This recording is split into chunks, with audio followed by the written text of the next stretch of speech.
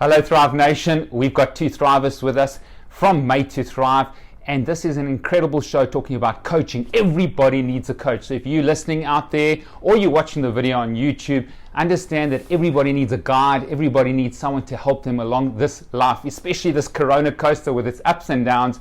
It's affected everyone in the world, this pandemic that everybody's speaking about. So welcome to the show, Ricky Schoch and Kim Anderssen. Thanks so much, Thank Steve. you, Dr. Stavs. Okay, cool. Well, it's going to be an incredible show. Why? Because I believe that to implement sustained transformation, we need coaches. So, Ricky, give us a little bit of a backstory in terms of your coaching background, what you've done, where you've been, and why coaching is so important. Well, I think coaching is something like, I didn't choose it, it chose me. I think like a lot of us in this field, it comes from something very personal. And with me, it was the fact that, like no exaggeration, my whole life fell apart at some point. And I had no choice actually to just confront it. And I had to make changes. And, that's really what it's about. Like when challenge comes and when you get something as serious as I had, like reality is unavoidable. Making changes you have to make are unavoidable. So it's really now coaching is just an extension of who I am. And as I went on this huge journey of honestly overhauling everything in my life, how I ate, how I slept, how I talked, how I thought, my relationships, like top to bottom, there was a point where it became so painfully obvious to me that I'm not just going to move past this. I'm not going to turn the page, get back on track. And it became so obvious that this was going to become an integral part of my life. And then I had a couple of conversations with important people in my life, and all of it was affirming that. And then I had the opportunity to be with the ADAPT Chris Kresser course. And then I formalized my coaching, and that was another really important step because I had to humble myself and also gain some skills despite the fact that I knew a lot. And it just is it's a huge drive for me because throughout my whole journey, I was always thinking, why are people suffering so much? And obviously, why am I suffering so much? And I want to be part of a better future where people don't have to go through so much. And I think coaching is such an important part of that because people often ask, like, why do you even need a coach, And it's like anything. If you want to get really great at something, you need a coach. If you want to become an amazing musician or amazing whatever, you need someone who can transfer you the wisdom and the skills. And I think people think in the world now, like, those skills are just going to go, like, through osmosis into you, or apparently, like, your parents or your teachers are going to teach you all that, but that's just not how it goes. I mean, they often don't have the skills and the knowledge themselves. So a coach is someone who's qualified and also has that unique ability that I think really is kind of like maybe the superpower of the coaching is that you have accountability. And that's really why I got here, because I want people to live better lives. So from pain to purpose, you went through a whole health journey where you struggled with your health, and I know your background because I've known you for many, many years. Yeah. Did your CA training, didn't really enjoy it that much. That's an understatement. Life fell apart from a health perspective. Yeah. I mean, there were days that you couldn't even get up in the morning, really struggled. But then you went from pain to purpose. Yeah. Now, what was the trigger, or, you say coaching chose you, but how did you decide that one day and say, I'm going to dedicate my life to helping others? Yeah, I think because it just became painfully obvious that there was no other way. Like, I was going to get back on track, do something else. Like, there was just no other thing that made any sense because obviously I had found my real purpose. I mean, I had been, for a long time, felt something inside of me about teaching, but I never knew what that was going to be. And obviously you can be a teacher in so many ways, and health coaching, whatever you want to call it, health coaching, life coaching, performance coaching, it's all the same, right? It's all about helping people write the next chapters of their story. And I'm also a very story-driven person. I think we all are. I think that's just the human experience. We narrativize everything. We're the main character in our life. And for me, it's all about this. I want to help people write the next chapters of their story. And I love hearing people's stories. And that's what it really comes down to me. I want to meet people, I want to hear their story, and I want to ask them, where do you want to go from here? And let's co-imagine that together. Let's co-create that together. And yeah, let's go to where you want to go. Let's help you be who you want to be. It's very much, from the pillars of our Made to Thrive, it's purpose. And I think purpose is almost the fundamental pillar that holds the rest of them up, because that filters down into everything. Because if you truly unlock that intrinsic drive, that deep, profound purpose, all the changes and all the habits and all the new things you have to institute in your life, it becomes not only effortless, it actually becomes enjoyable. Brilliant. And so let's hear another narrative from Kim. You've been part of my life for almost 20 years, so that's incredible. So a great relationship, and we've just journeyed life together. So tell us a little bit about your backstory and why coaching is so important. So Steve, as you know, I was in the corporate space before this, and when I had my kids, I was in the corporate space in strategy and facilitation, and when I had my kids and was looking for something to continue to help people and be in that people space, that was like a natural progression to go into the coaching space. I have an honors in clinical psychology and I have a master's in business, and this was like a really nice progression, and I didn't want to go further in the therapy space because I find coaching to be a much more valuable tool. Therapy tends to linger in the drama and the detail and what happened in the past. And what I love about coaching is that it takes a snapshot of your life right now. This is where I am, and focuses on where you want to be.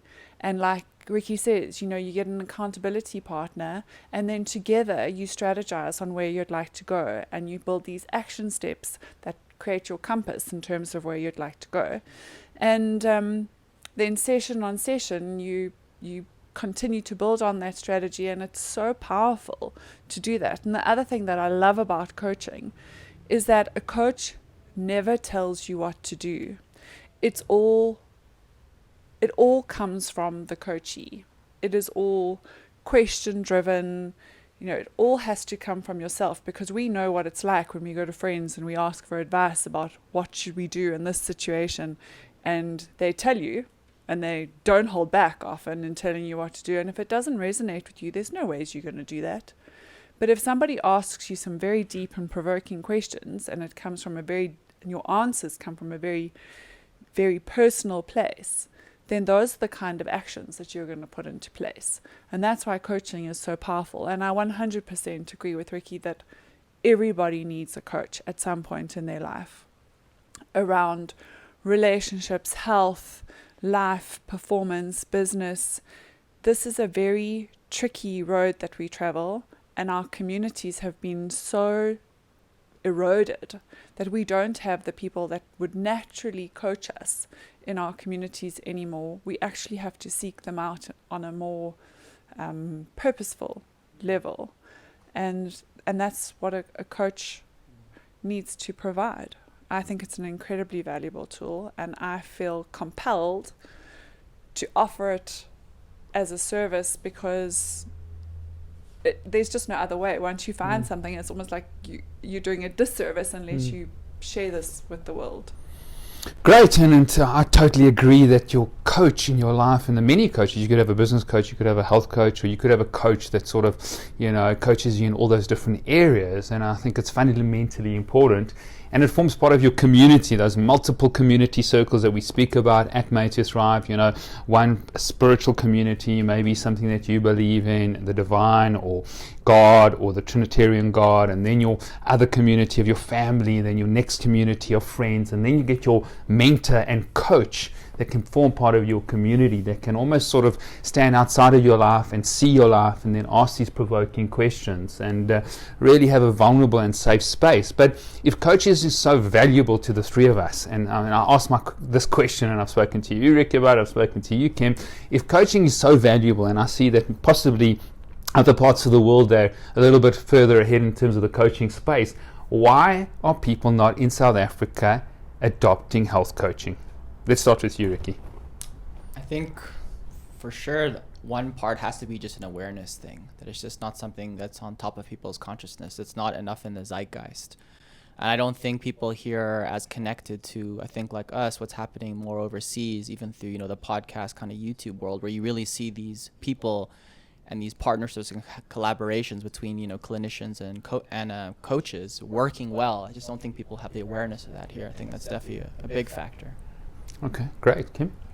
So for me, I think it's that, and it's another two things. one, we can't claim for medical aid for it, so people tend to go the therapy route when actually what they need is a coach. And yeah, I think as South Africans, we have to hit a pain point before we make change. And that's the only way that we make a sustained change as well, is that we have to hit rock bottom. And I don't understand that. You know, why do we not love ourselves enough to want to thrive and live our best lives? Why do we have to be so low and in so much pain before we reach out for the right tool? Yeah, and I agree. You know, I just think of Naval Ravikant's words that from suffering is like the seed of change. And I think that's a global phenomenon. But why in South Africa? I think awareness is right, Ricky. I think that's important. I think we don't love ourselves enough. I think we do have to get to a point, many people, where you're sick, you're unhealthy, you're really in a lot of pain, to say, actually, I want change.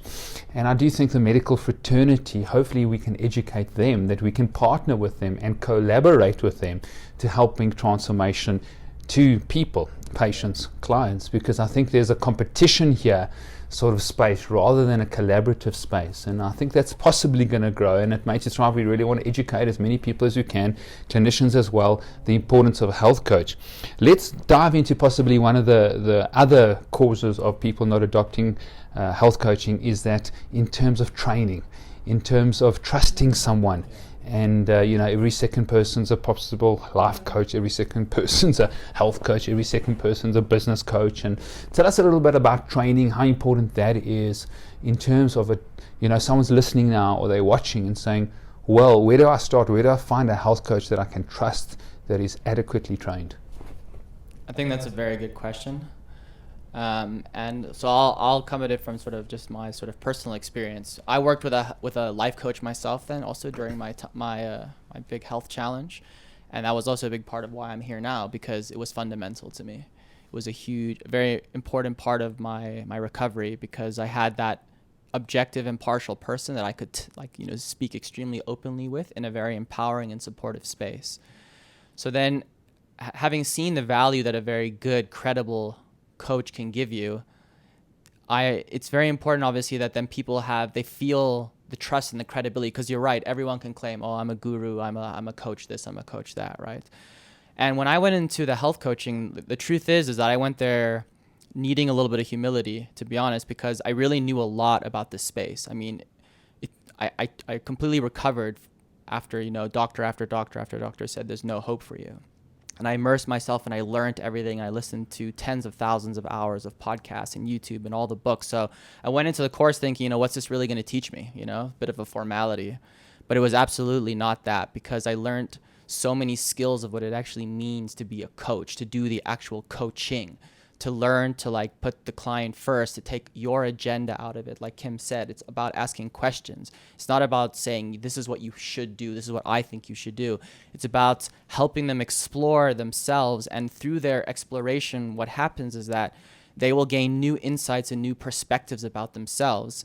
Because it's actually one of the really interesting things I got out of Jordan Peterson's new book, about we actually organize ourselves and our minds through talking.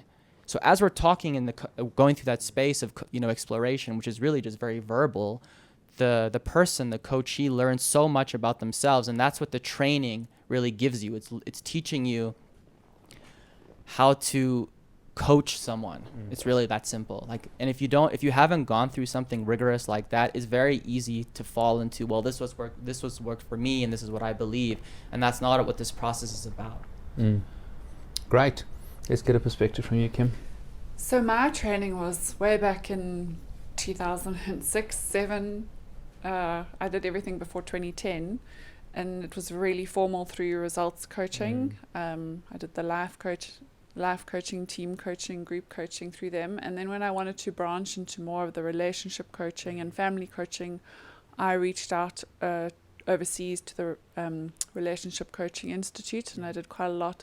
So there are so many resources that we can draw on, which is what confuses, I think, people in terms of evaluating who's a good coach. And there are, like you say, people who just pop up. And so for me, I would, if asked who to choose as a coach, It's how long have you been doing this? What is your philosophy? I would definitely have trial sessions at no charge. These are all the kinds of things that I would ask for, because it's an unregulated space in South Africa, which doesn't do our industry any favors. But you have to resonate with your coach, and you have to have a very trustworthy relationship and know that you can work together. Sounds good. Tell us, Kim, a little in terms of coaching females. It seems like females, ask for coaching more than males in terms of the health coaching space. It seems like they're able to share their hearts and be vulnerable, trust other females, and I think trust is a crucial factor and variable in the relationship between coachee and coach. How is it with your female circles and female friends? Are they getting coached? Are they adopting health coaching more than possibly the males?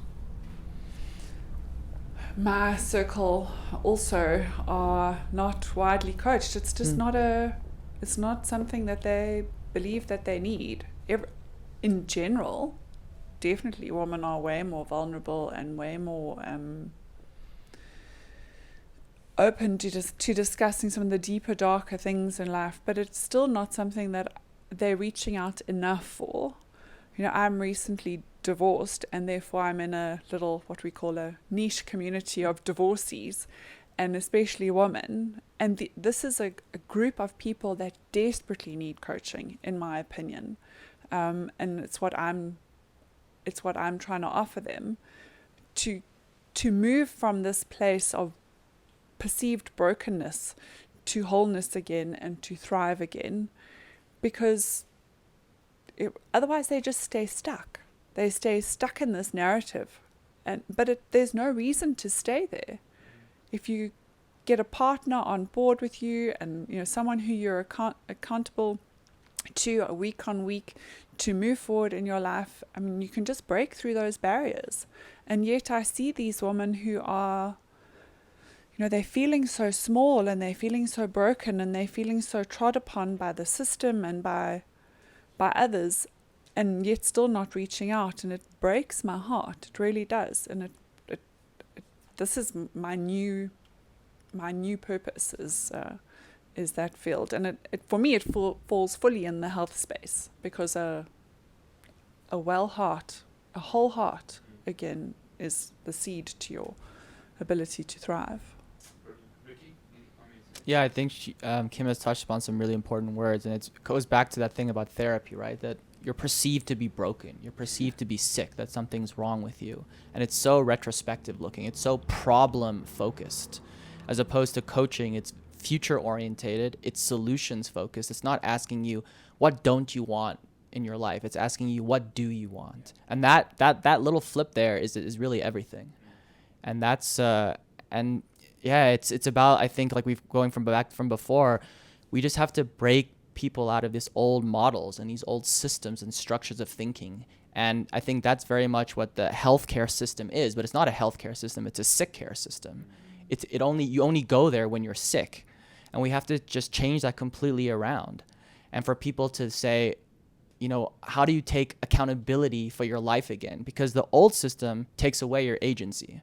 It says, I'll fix you. Trust me and I'll fix you. I'll give you a pill, or I'll put you under the knife and you'll be better. And we all know that's not how it goes.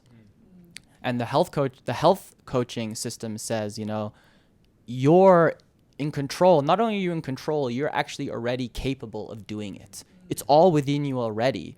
We just have to find it. We have to unlock it. And I'll be there with you. Like, I'm here to support you. I'm here to walk that journey with you through the thick and the thin, I'm not going anywhere. If you put in the dedication and the commitment, I'm here with you, And that's what it's about. It's about changing hearts and minds. I think that's very powerful. What Ricky has said is to have someone who believes in you and who's in your corner, and no matter what, that change is intrinsic rather than it's coming from a pill, which is so easy to pop. Or you're not trying to prove something to your partner or something. Exactly. But then you're going to be on that pill indefinitely, and it's forever going to be a crutch rather than something that you can change and build in yourself that will last forever. And yet the cost, if you weigh it up financially, is negligible for, let's say, a 3-month, 12-week, 12-week or 4-month set of coaching, versus how long are you going to stay on the tablet for? 5 years before you have the courage to come off it and try again? To me, it's a no-brainer. Yeah, but Kim, the tablet's quick fix and the knife is quick fix. We know that, don't we? Is it quick fix though? Is it really? No, I'm being very facetious here with you because. But is it really? It's true too. Because within three coaching sessions, I believe that there are often very fundamental changes, and so I actually think coaching is a quick fix too. But the rest of the time is spent solidifying and entrenching those changes to make them sustainable. Yeah, and sustainable transformation, right? And it's all about, what comes easy is not going to last. Yeah. But what lasts is not going to come easy. Yeah. And I'm actually really upfront with anyone who wants to get into coaching with me. I'm telling you, I tell them it's not going to be easy, it's going to come with sacrifice. You're going to have to go through stuff and leave things behind, but it's worth it. It's worth it because you'll get to the point where just life has a much more beautiful flavor and a much more beautiful palette. Sounds like a lot of work there, Ricky. Yeah, I mean, depending, I fell down pretty deep and pretty hard, so I had a lot of work. But I think what we all want to do is we want to intervene early enough to say, hey, you don't have to keep going down the dark, suffering path, because everyone thinks, oh, I've hit rock bottom, it can't get worse. I'll tell you 100% it can get worse. Yeah. It can get worse in ways you can't even imagine. And then it just takes that much more work, that much more challenge to get out. So this system we're trying to do is to just stop that, bring new perspective, but also just to empower them, to make them, because the first step is you have to believe you can change. Yeah. That's the first step. Because even you were talking about before, with people, you go and you ask for help and advice, but people don't listen to that. They don't listen because you only listen when you are ready to listen. When you believe you have to listen, you have to make a change. I mean, we know these things. This is like a fundamental in any sort of, classic addiction program or anything. And it's true. You need to say, I believe I can change. Yeah. And then the coach is there to say, yes, I believe too, and we can do it together. Because it's hard to do it alone, And I really like that other proverb. If you want to go fast, you can go alone, but if you want to go far, you have to go together. Yeah, powerful. And I think let's just clarify that the pill and the surgery is sometimes necessary. Sure. It's not non-use, it's correct use. And to have that health coach, to have that guide, to have that someone walking with you, you can then uncover and research and bounce things off with regards to the pill or the surgery if you need it, or the coaching or the psychologist. It's really about collaboration between these medical professionals and health coaches. And I've sort of spoken to many functional medicine doctors, endocrinologists, those that use techniques to look at root cause, and unfortunately their feedback is the patients do not have extra finance for coaching. And my sort of argument or my discussion point is that they would need less finances for pills and for interventions if they combine the coaching with the process that you're putting them on. But I think it's just early days, even for our functional medicine doctors, our endocrinologists, those that want to look at the root cause, those that want to see sustained transformation, to adopt a health coach in their practices. I don't know what your experience is, Kim and Ricky, with regards to doctors that you've been to, even if they're even open to health coaching. I think we have some kind of selection bias, though, when we choose our practitioners. I certainly tend to go to people who are open to those kind of things, because those are the people I resonate with. But whether they would necessarily be referring people for health coaching is a different story.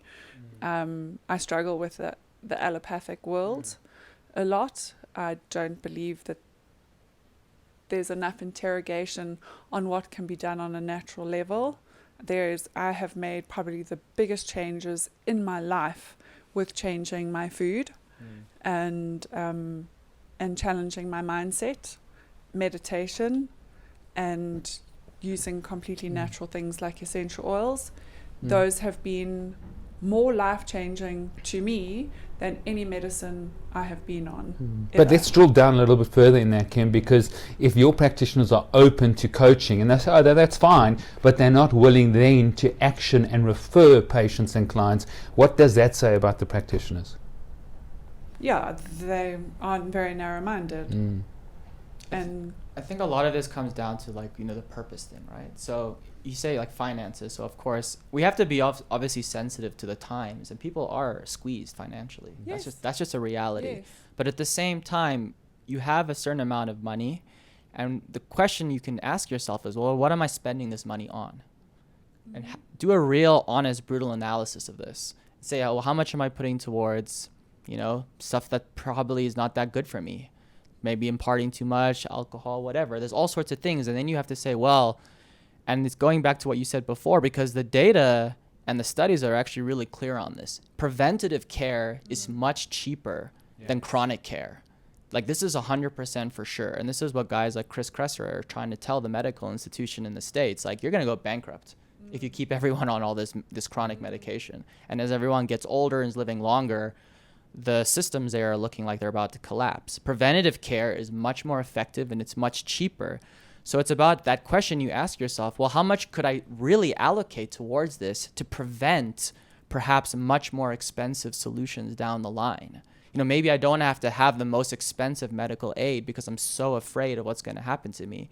Maybe I can take a cheaper option because I've invested in myself and my self-development and my resilience, and I don't have to take such an expensive one because I believe I'm strong enough to avoid any chronic conditions. And maybe I just take something that's, sure, if I get hit by a bus, please take me to the hospital, right? Please take me to the surgeon. Don't take me to like the, allopathic guy. Or like the, natural healer. The health coach. Yeah, I need that guy right now. So it's also just about changing that mindset and saying, yes, it may cost me more, but how much do you really value? What kind of cost price do you put on your health? So I love that saying, if you don't work on your wellness, you'll have to work on your illness. Yeah. And that's exactly it. Not only work on it, it's going to cost you money. And if you don't spend on your wellness, you'll spend more on your illness. In the long run, for sure. In the long run. Great. So, we've looked at health coaching, the value that it's bringing, why people should be coaching.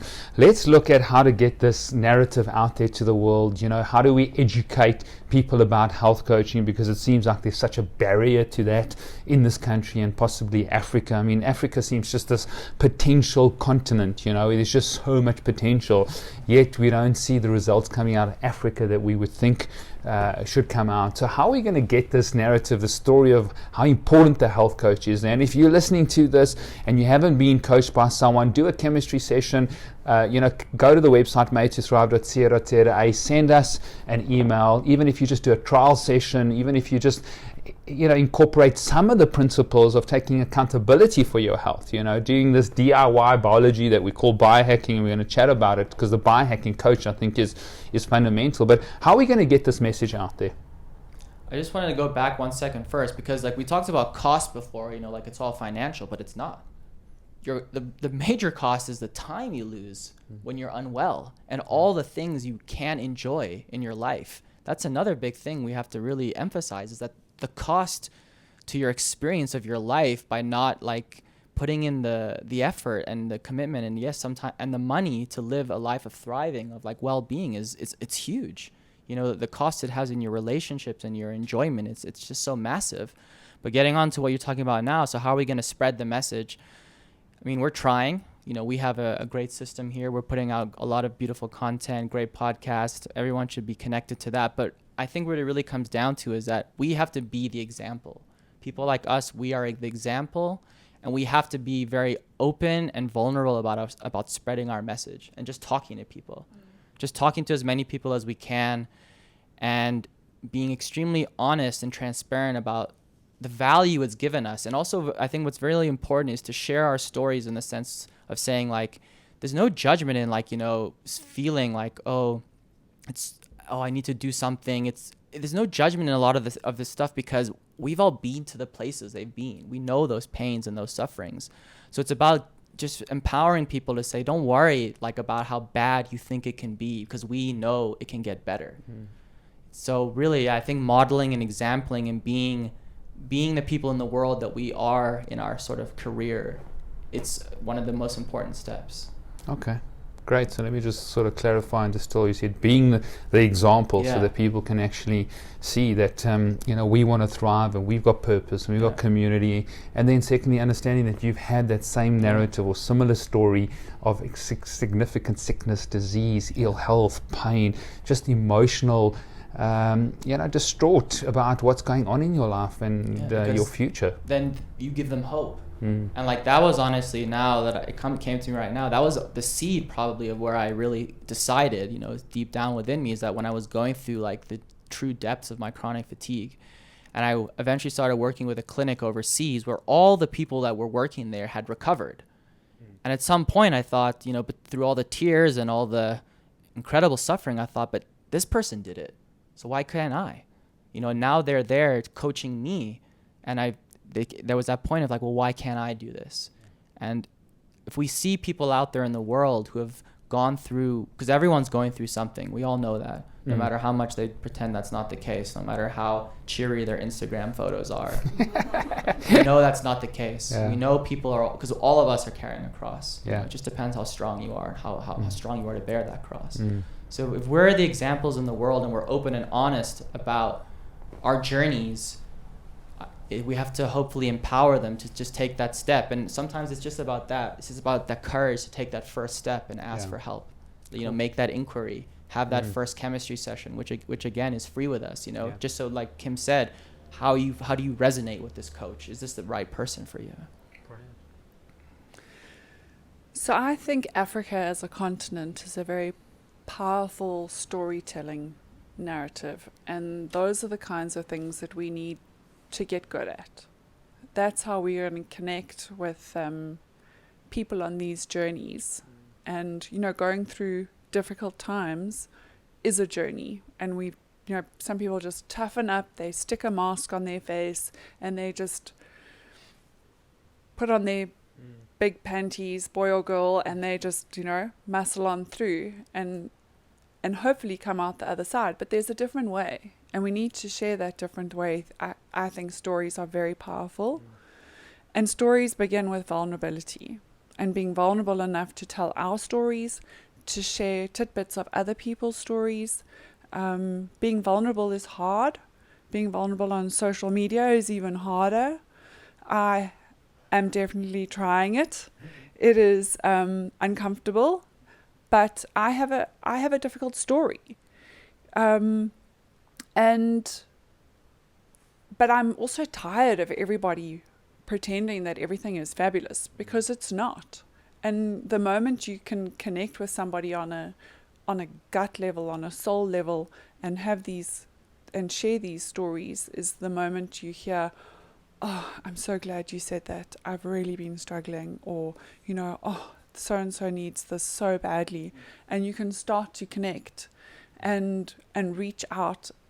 I don't know how we do this on a mass level, but I think you're doing an incredible job. I think Made to Thrive, definitely everyone should be following this content. Everyone should be following the Facebook channel and, seeing all the little quotations that we put out, because everything is a nugget of value. And everything has grown so quickly, and I can only hope that we grow faster and faster and exponentially, and that's the way we're going to reach a larger audience. But just connection, and for me it's through stories and vulnerability. Fantastic. Let's sort of take a little bit of a pivot now to the biohacking coach. My sort of history on this is I've struggled to adopt a health coach or a life coach in my life who hasn't had the science or the measurements or the numbers or the assessments, and just where I'm at, which is fine. Other people have. You got to just connect with your coach. You got to connect with your health coach. You got to feel safe in that relationship. But let's get a bit of a perspective from you. How important the measurements are, the assessments are, then moving from A to B. I think of Hippocrates that said we're teleological creatures. We need a telos, we need a goal. It's really helpful along the journey. The studies that show that if you wear a pedometer to measure how many steps you're taking, if you wear that, you're going to be 30% more active. You're going to take 30% more steps by just having this measurement device on you. Let's get a sort of definition from both of you what a biohacking coach is and why that's important, because that is the sort of emphasis of Made to Thrive from a biohacking point of view. Of course, we've got different people online, and I think that's important. And I think once again, when you go to Ricky or you go to Kim or you come to myself, you've just got to have that connection point. But tell us a little bit about the Biohacking Coach. Okay, so I think that's a very important, obviously it's our big niche, and it's, the reality is that we're very story-driven people, like, creatures, human beings. That's basically our history, our evolution. But now in the modern world, we are also very numbers orientated. Like, the world has become extremely quantified, and we are very comfortable with that. And also numbers are very powerful because they can show progress much more obviously than sort of an intuitive sense. And I think that's where the biohacking comes into play, because if you leverage technology in the right way and you make technology work for you as opposed to you working for technology, with biohacking, you can make yourself like the master, it's not like you're not the product anymore. And if you use that technology and you leverage it in the most profoundly powerful way, it can help you, achieve what you want to in a more, with awareness, right? So you can see the numbers improving, and that then builds motivation because you're like, oh, it's working. And when you say, oh, it's working, all that intrinsic purpose and meaning just starts to ignite. So I think that's really where the biohacking comes, because, we've talked about, the story and all that, and it's beautiful. I love this stuff. But some people may hear it like, oh, kind of airy-fairy, but it's not. Like coaching or biohacking, it's not that. It's completely the opposite. It's super practical. It's about action. It's about what are you actually going to do now. And with the biohacking tools, it helps you get to the doing, because it's like, okay, I want to improve my sleep, right? Well, how am I sleeping right now? I don't know. Maybe it feels good. Maybe it doesn't feel good. You have no idea, really. But if you start wearing the devices and you start getting a much clearer picture, then you say, oh my goodness, this and this.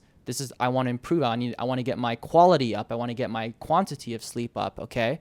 And then with the coaching, we start putting in experiments. Well, we can do this. We can improve the light situation. We can improve the temperature situation. When are you eating? We start putting in all these new questions and all these new experiments. And then the tools, the biohacking tools, give you that feedback immediately in real time.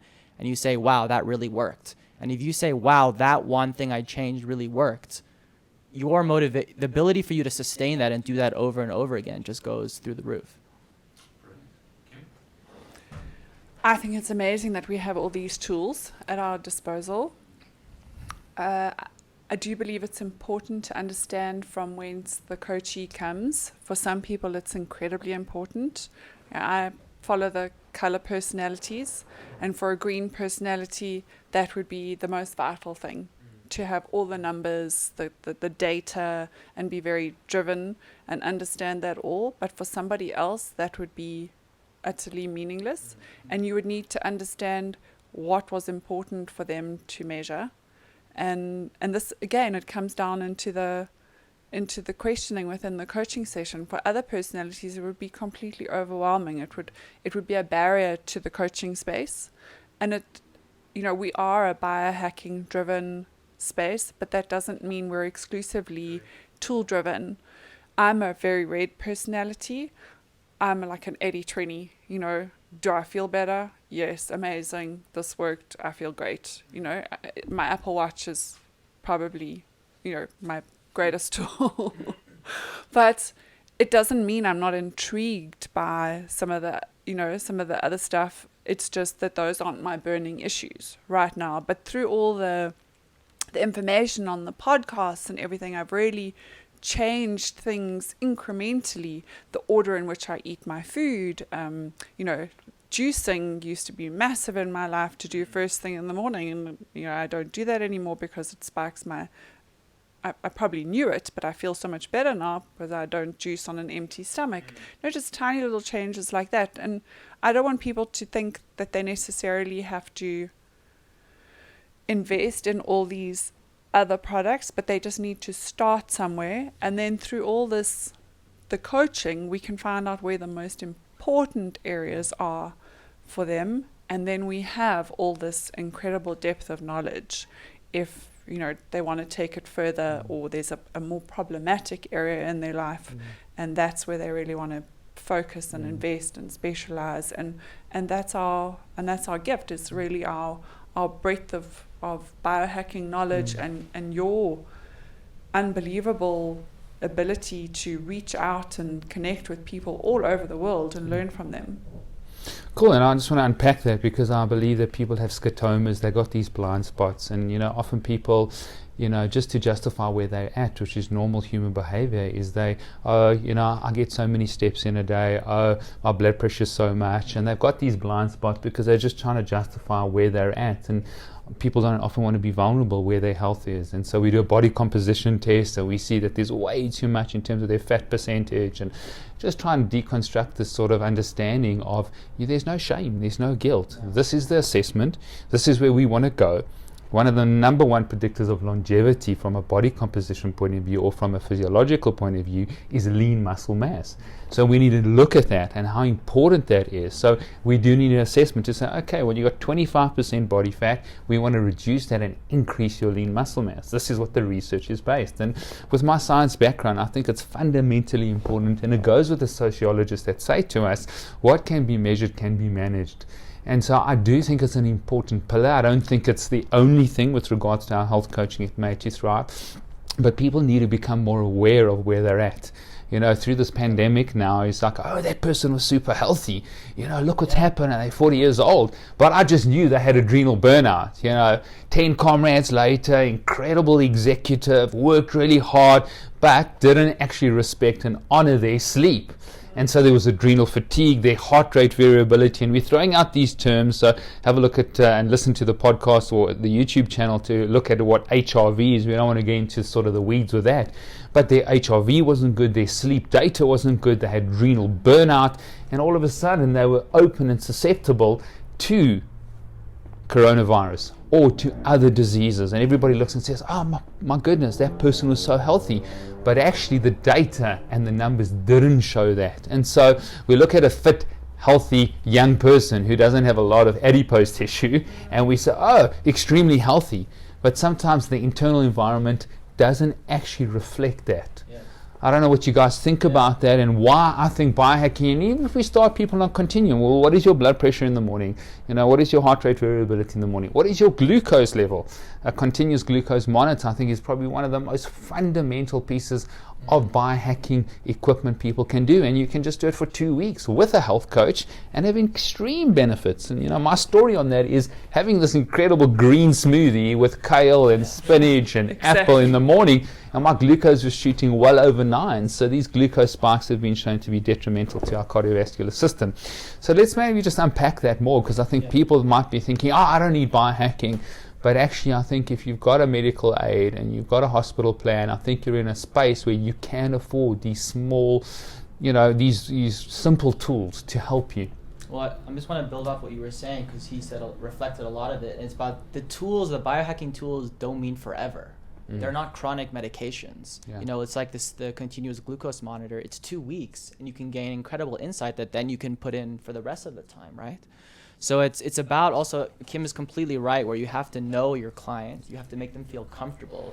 We're certainly not like bringing people in and bringing 17 devices onto them, you have to measure everything. Which someone might love. Yeah, but I think where the biohacking is, I think an interesting component is that the reality is that many people are very disconnected from their body. Yes. That's absolutely true. We all know that. They're disconnected from their humanness, yes. Their human body. So, like you said, the executive, and I know it myself, where my body was giving me all these signs, all these pains, all these feelings, all these emotions, and I was just like totally disconnected, totally shutting it down, right? And like you said, my external environment was like, everyone's like, oh, Ricky's doing fantastic, And internally it was like total disaster zone, And of course, and then the devices would probably help me see, wow, like this is not looking too good. This is not looking too good. So it's obviously it's balance and using them in a very targeted way. And also at some point, we have to say, you grow that intuition as you reconnect with your body. There'll be a point where you probably don't need all of them. Or you decide, I really like this one, I'll stick with this one, but the rest I don't need. So I believe that the most accurate current reality that you can measure will make for your best coaching. you need to know your starting point. And even, if it was a life coaching session, you'd need to really drill down in terms of words. And then if it's going to be a health coaching, biohacking coaching session, you really need the most accurate picture of where your body is at. And not everyone is connected with their bodies, because it does mean a lot of honesty and being still. People are not still. They don't really reflect on their bodies. So these tools have a very valuable spot, and as much as you can afford, or as much as you have the patience, time and knowledge and quest for knowledge to find out about your body, I believe is the most valuable. Absolutely. Let's look at maybe your top 3 sort of biohacking tools. And mine has been the Aura Ring, and there's a lot of studies now with Aura, what's happened to those people that have been infected with corona, and then what happens to their sleep data. I think the Aura Ring changed my life significantly, helped me with my sleep hygiene. Really, really important in terms of my transformation, in terms of health.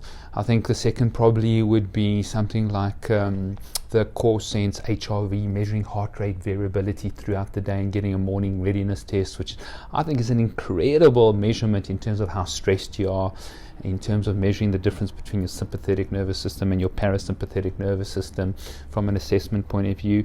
And then from an intervention point of view, probably my blue blocking glasses or my infrared sauna has been really, it's just been so impactful. It's been a game changer on my numbers.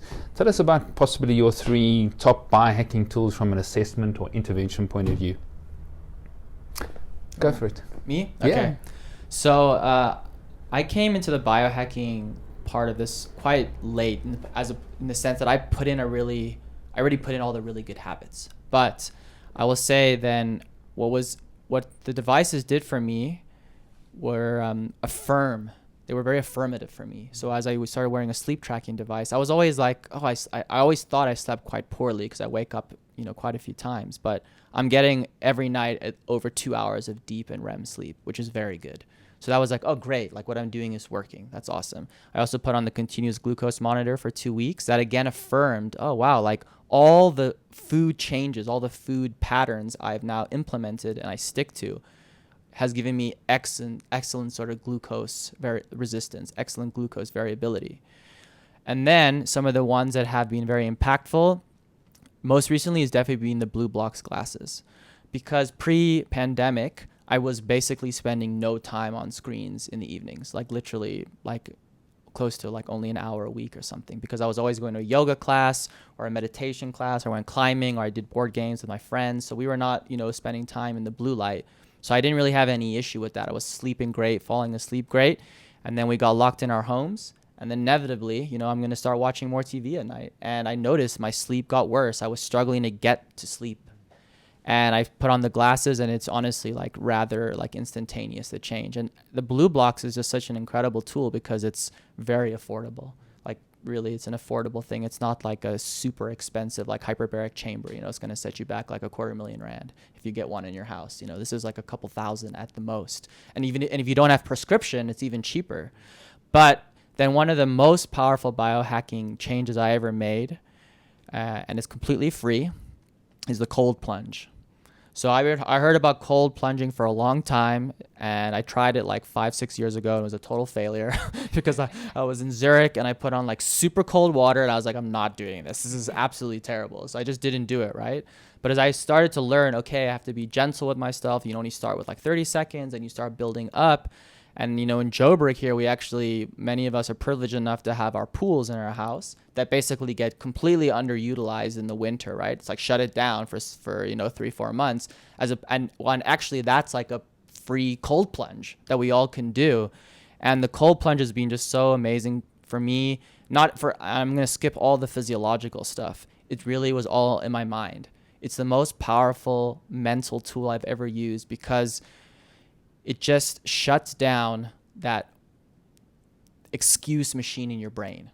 Because that's what your brain is. It's just a little story excuse machine. It's going to be so cold. I have a meeting. I'm tired. This, that. And as you do more and more cold plunges, especially like I did, as soon as I started hearing all that, that's when I put it on to max cold, because you just turn that voice off, and it creates such incredible resilience in your life. Because then when all these sort of, hurdles come in your life, you're much more able to just take them in stride. They're not so like overwhelming, because you're like, yeah, this pool is like 10 degrees and I can walk in here, no problem. I have the courage. Fantastic. Kim? So I think I mentioned I'm not a very tool-driven person. But that's good, because the listeners can, hear that, because other people might not be tool-driven at all, but, you've implemented some things, I know. So for me, the biggest changes have been removing toxins in my life.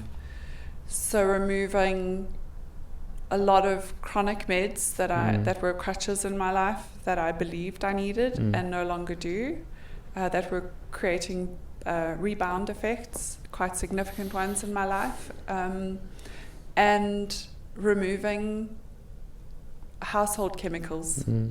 But did you see those changes in the data? Did you see those changes in the assessment, or did you just sort of intuitively I have feel? seen it in my health. I mean, we don't see each other that much anymore, because I used to come to you. Yeah. You were one of my people to help me survive really chronic, debilitating headaches and migraines. But I don't get them anymore, because I don't get the toxic exposure. My system is not dealing with the stuff that it used to deal with. I'm not spraying, deodorant on my lymph nodes and putting my system into complete overload. Instead, I've found natural replacements to make myself smell good, look better, be clean, and all of these things are so much fun, and they're so cool. Plus, they have additional health benefits. So, it's been the most incredible journey.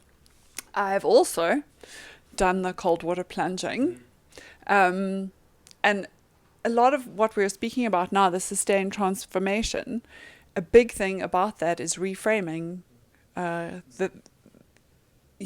reframing the situation.